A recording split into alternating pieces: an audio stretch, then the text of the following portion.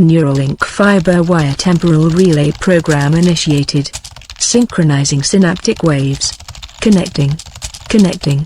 Synchronization complete. That's a real thing, dude. I can hear heaven calling, but I can't find my way. I can feel myself falling, but I can't find my way.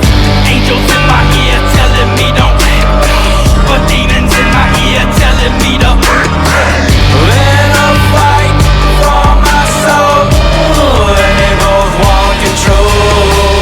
I'm surrounded by the dark, become a stranger to the light, with all the hopes into the fact that everything would be alright. But as I sit here crippled, nervous, in a state of shock, time's become my enemy. I'm staring at a broken clock, and every hour on the hour something strange is taking place. Apparitions on the walls, voices, and my soul is raped. I can't explain it. Am I burning in that fire pit? As the devil come to claim what's his for all the times I needed shit? I tried sleeping, but still I can feel it creeping.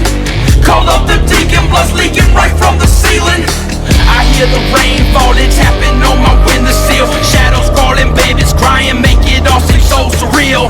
And what's that ticking in my head? I know for sure that I ain't dead. If that's the case, then why the fuck am I still sitting in my bed? I try to scream, but no sound, so I'm reaching for the phone. I need to call someone right now to tell me what's going on. I can hear heaven calling, but I can't find my way. I can feel myself falling, but I can't find my way. Angels in my ear telling me don't let go, but demons in my ear telling me to when I fight for my soul, and they both want control. 7 days and nights go by and I ain't seen the fucking sun. Laying here surrounded by a priest, some crosses and a nun, speaking in some foreign language, but I seem to understand. Crucifixes burning flesh right when it placed it in my hand. Holy water feels like torture falling on my head.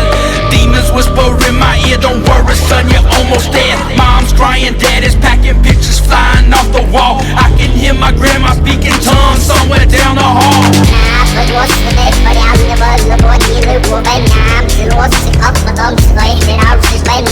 Next thing I notice, waking up I'm in an empty room. Someone unfamiliar, was I sleeping in an empty tomb? And then a light from up above, I heard a voice filled with love. A lady dressed all in white, I didn't know who she was, and I can't explain the calm after the sharp pain in my arm. All I know is I feel warm and I don't care what's going on. I can hear heaven calling, but I can't find my way. I can feel myself falling, but I can't find my way. Angels in my ear telling me don't let go, but demons in my ear telling me to when I fight for my soul, and they both want control. Demons, demons, demons, demons, demons, demons, demons, demons.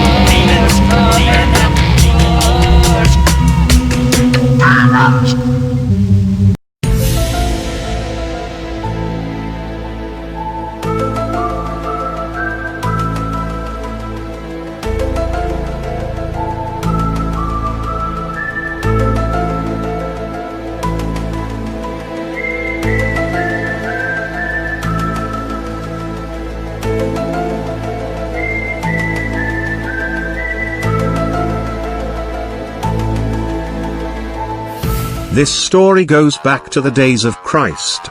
You know the part of Genesis. Now I finish the tale that brings me home to my body that still lays in a coma in 2001 AD. We'll skip the events of Christ's life as they would only be denied as false information to protect Egypt's secret anyways, so we'll just pin this perspective on him for the story's necessity. Jesus harbored all three of the angels of the Trinity, the triune of creation, within him to accomplish a plan set in place just after the universe was created and we began to work towards creating the earth. The plan was to untangle ourselves and the Holy Spirit that guided us from the fabrics of existence that occurred during its creation. Since I was he who has yet to be and knew of the history to come, I offered the life of the one known as Jesus as a solution. It was the one figure whose life and death were unmistakably sure to me. One we needed to be sure of to time the separation of us and our return to our proper places in existence. As we approached the era on earth when the time of Christ would come, we began speaking of the coming of a Messiah some 4,000 years before his birth was the first mention of him to Methuselah, and was told to make an account of the coming of the Lamb whose sacrifice would cleanse the world of sin. Now to Methuselah and those in his era, they had no concept of sin or what it meant. The concept of sin and the wages of its price did not come around until Moses wrote the 10 Commandments. Sure, there were the sins of the angels and the rebellion in heaven, but that is heaven. It lays beyond creation and time, so it is different what happens there compared to here on earth. So why did God flood the earth if they knew not of sin or any of the other biblical wraths of God that came about? It is explained by this simple expression, an expression that God has used many times. That expression is "so it is written, so must it be done." You see, that is the reason why the Bible has lasted so long. It is the reason why he demanded that nothing be altered within its pages, because it was to be his template from which he would use as a guideline to make sure creation would be designed and stay on a path that would lead to the Omega. His grand design was to ensure creation was created and used the Holy Bible to do so. It is what allowed the prophecies to be told, all leading up to 2001, when I fell into my coma and became the final aspect of his being. So with the triune of creation within Jesus, he knew all of this. Most importantly, he knew that his fate had to occur in the manner it did, but in case he forgot any points in the transition into life, Gabriel was sent to watch over him as his guardian angel and to help guide him along his path that would lead to his fate. He and Gabriel communed often and considered him to be his unseen guardian when he was a child. But we're skipping ahead. The process of incarnation is lengthy and consists of many events being set into place that lead to incarnation as a result. Even my fall from heaven was a part of God's plans to incarnate as Jesus. You see, there was no mistake or error in what occurred. He designed things to happen that way. Even my evil nature, for my sin as an angel in heaven, cast me down, but as each of the archangels are eons of his will, my fall was the spearhead which led eventually to his presence coming to earth and incarnating as Jesus. Many seem to think of me as being full of pride and vanity, but you're mistaken. I am merely writing about what I know, and I know myself well enough to write about it, more so than I do other things. Looking at it from an outside perspective, it is easily evident that the scenarios and things I personally had been present for I write about more than others. So it is not vanity, but it easily can become that, so I cautiously tread along this path.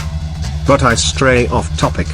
Now on the night Jesus was born came 3 wise men, but guiding those 3 wise men, within them was the same angel that appeared before Abraham, Isaac and Jacob, as well as Moses, Daniel, Joseph and Mary, and Aaron, he who was, is, and has yet to be, the triune angels of creation.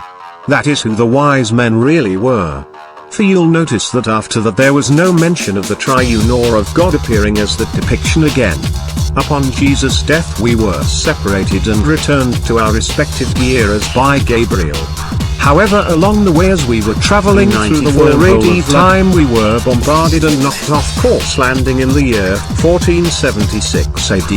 Vladimir Tepes, the rightful heir to the throne of Moldova, had just returned from his successful campaign to drive back the invading Turkish army with a handful of townsfolk.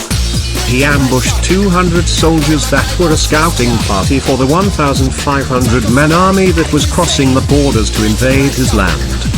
He captured many of them alive and drove pikes through them, avoiding major organs, and left them alive along the canyon walls leading towards his kingdom. When the Turkish army arrived and could hear nothing but the wailing moans of their dying comrades, they became spooked and returned home, refusing to spend a single night listening to that sound. Vladimir had rushed home, for he had heard news that a Turkish spy had slipped into town and meant to kill his wife and son. By the time he arrived it was too late. The rabbi had been threatened and paid to convince him that they had committed suicide, but Vladimir already knew the truth they refused to admit. That is the point where we literally came crashing in through the center of the cross that was in the chapel of his castle along the right side of the front of his castle grounds. I have not figured out how this occurred exactly yet, but somehow Vladimir was able to see through the tunnel and into the era we came from, with Jesus still hanging there upon the cross. Now Hebrew accounts state that upon Christ's death the angel Ariel came and dipped the chalice of the Holy Grail in the blood of Christ and thus empowered the cup to grant immortality. But I think what happened was Vladimir saw Jesus at the crucifixion and, knowing the tale of the resurrection, figured if he dipped the communion cup in his era into the blood of Jesus, then he would be given the power of immortality to rise from the dead just as Jesus had, and thus was a divine sign from God to go forth and seek vengeance for his family's death. Which I supported at first in a sense of justice, to right a wrong committed by this spy, who later turned out to be his own brother, but that comes later. He went on a murderous rampage imbued with the power I also had given him, which was the fire of the wrath of God that was used during the time of the Ark of the Covenant. But after he went mad in his lust for vengeance, it was time to put a stop to him, so I withdrew the fire of God's wrath. With his dark power taken from him, the people of the town rose up against him, and the grandmother of one of his last victims saw her granddaughter's body on a pike in front of his castle gate. She erupted in fury and anger. But over deceit a woman is capable of in grief. She held herself together and gave them instruction on how to stop a creature like this. She called him Nosferatu and said in her homeland to stop these fiends who have returned from the grave was to stuff their mouths with garlic, cut off their head, cut out their heart and place it in a jar of consecrated holy water, bury the head on sanctified ground, so the eyes shut and burn the corpse remains. Personally, I don't think she had ever encountered anything like what she described. I think it was all done out of revenge for her granddaughter, but that's how it went.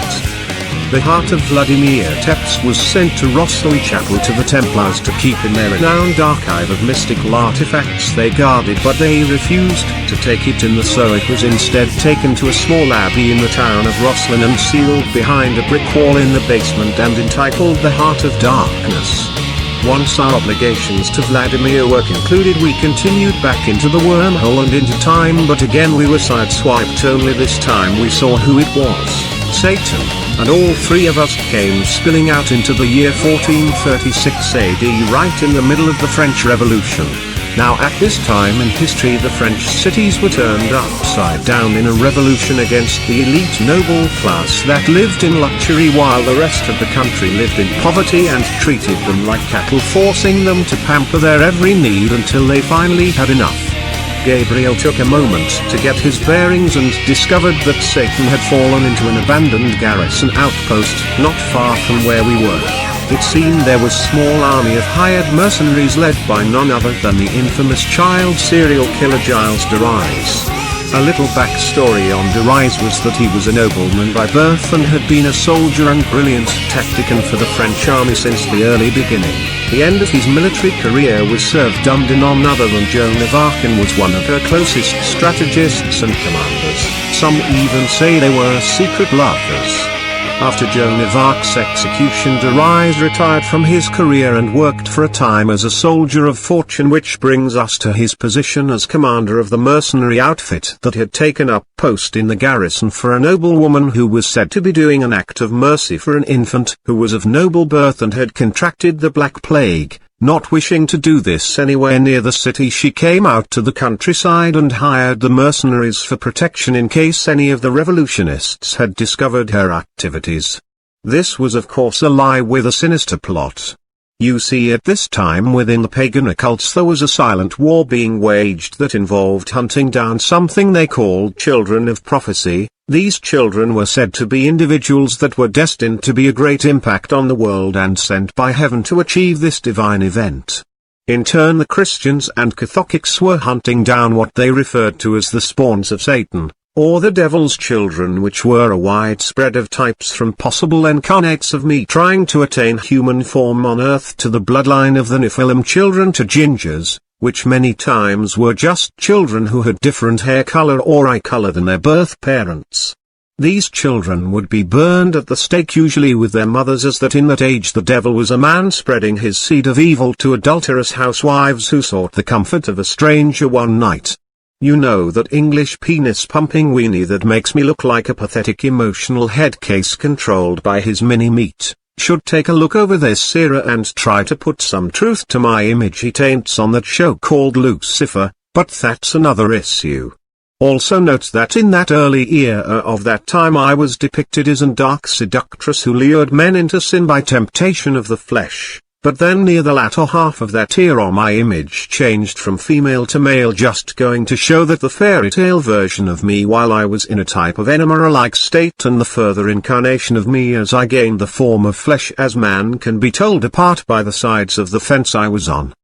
At that time I went from being a crutch for the persecuted priests and pagans to being a crutch for the oppressed women of that era. Anyways, I'm being sidetracked with pointless chatter. Now the real identity of the woman was none other than Morgan Le Fay, who had become one of Aphrodite's best students apart from Saint Cyprian. She had planned on sacrificing the child and sealing him within the abyssal vortex, a black hole type region within the astral realm also known as Oblivion. She was working with some of the Rasham, the children of the Nephilim, that had escaped Tartarus but were trapped again within Pandora's box. Now at this time the angel Gabriel and I had left the era of Vlad the Impaler to continue our journey back to my era where my body lay comatose. Again our travels were interrupted, but this time by Satan himself, and all three of us fell out of the temporal wormhole and right into this era. Satan quickly assessed his situation and took up possession of the mercenaries Captain Giles de Race. Meanwhile Gabriel and I fell into the forest where in the distance we spotted a phalanx of French soldiers marching to support the front lines of the war. A total of 3,000 troops, I think. Gabriel appeared to them as an old-looking villager who told them a witch had overtaken his village with a bunch of mercenaries and they had planned on killing an infant. The captain asked if it was of noble birth, which Gabriel said it was. The captain said he could not deviate from his orders given by the king, and they had to continue their march towards the front lines and sent a small group of soldiers to aid in the rescue of the noble's child, led by a young man whose name I never got. Gabriel took the essence of my spirit and placed it within the sword and told me to stay low while he tried to figure out what was going on. A few hours later we arrived on the outskirts of the castle. They laid siege quickly before the mercenaries could strategize a defensive position and aimed for the weak and aged sections of the wall surrounding the castle. As the captain cleared the breached wall, Giles de Race appeared, and even the captain could sense the evil emanating from de Race. I whispered into the mind of the young captain and told him to look into the reflection of his sword. He didn't. His eyes widened as he saw the image of me looking at him.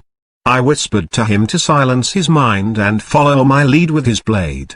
Giles de Race, the caption, Satan and I clashed together as Satan and I conjured forth the powers of the divine spark. With each blow de Race and the captain struck against each other's blades, fused energy that created the very fabrics of the universe clashed together with them, and sparks of light erupted with every strike. I was winning, but the young captain was injured and tired. With a decisive strike I pulled the mystic spell loose that held me within the sword and latched it onto the helmet de Race wore and trapped Satan within it. Through the reflection you could see Satan pounding in anger against the mystic barrier that held Satan within it. Giles de Race threw the helmet off his face and stood confused as he looked at the battle going on around him. The captain called for them to cease the battle, and slowly the message spread across the castle grounds. I began to float off as if pulled by some irresistible current, and Gabriel then appeared and tucked me away within the folds of his wings. De Race told the captain they had to hurry and stop the countess before she killed the child. Up the tower they raced and Giles stormed through the door. Morgan Le Fay stood with her dagger over the child who was screaming. Giles flung his sword at her, catching her square inches the chest, and her blood spluttered on the sacrificial table. She stumbled back and the ceiling opened up to a red-covered clouded scenery with 7 gargoyle-like structures towering in the skies above. A spark of bluish-purple lightning struck the blood on the table and then arced out the window. The Countess fell from her tower window as a blue and purple lightning bolt struck her halfway down. Then the same color swirl of clouds that turned like a whirlpool swallowed her whole and then disappeared. No body was ever found and the Countess was not seen again until hundreds of years later in the outskirts of London, where she appeared and did battle against an old man they say was the last member of an ancient order of druidic guardians. After this it seems Giles de Race retired from the field and became consumed in madness as he was haunted by a demon known only as the Baron. Giles de Race spent the entire fortune of his family on building a theatre where he presented a play he had wrote. Probably a reenactment of what happened, and would pay the nobleman to come and watch the play. It is said that Giles de Race has lost his mind and began luring children to the theatre and killing them and dismembering them. His theatre hand was the most suspicious of the ones mentioned in the history books. It was his stage hand who brought the demon known as the Baron from Paris, and it was the stage hand who offered the testimony of de Race conviction and execution. Was he a member of an occult or coven? Was de Race driven mad by Satan, who may have been trapped still within de Race's helmet that Race may have been guarding? It's hard to tell. Gabriel and I shortly departed after the victory as the soldiers began talking of such forces against the child showed that he must be destined for great things. The sword I inhabited during that event became known, as I understand it, as the Vermilion Sword. There is no truth in the Force.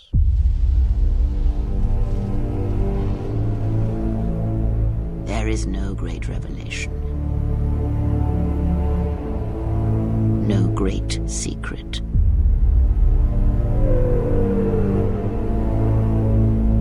There is only you. You have made a strange choice. A unique choice. And know that that is the true lesson of strength.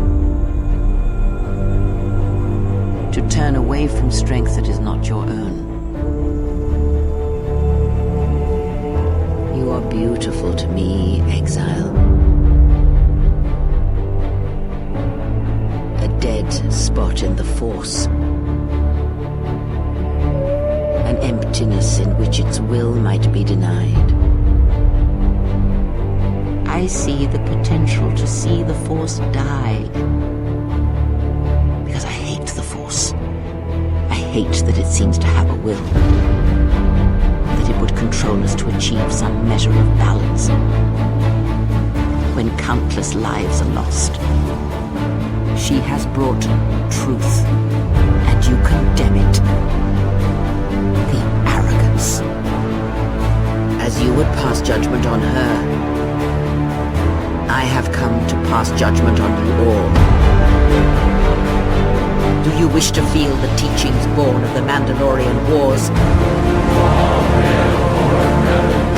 Of all wars, of all tragedies that scream across the galaxy, let me show you, who have forever seen the galaxy through the Force. See it through the eyes of the exile.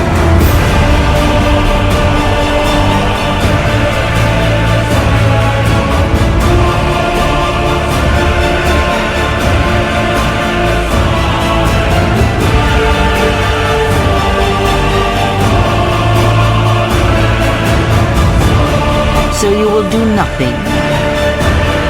Apathy is death.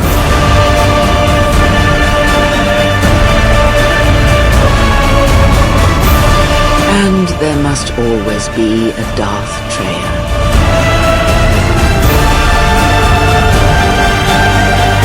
The galaxy needs its betrayers.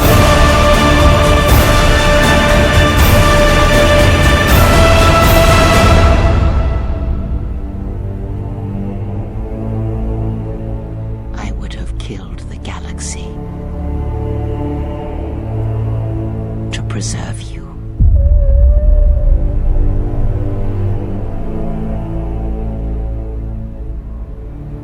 would have let the galaxy die.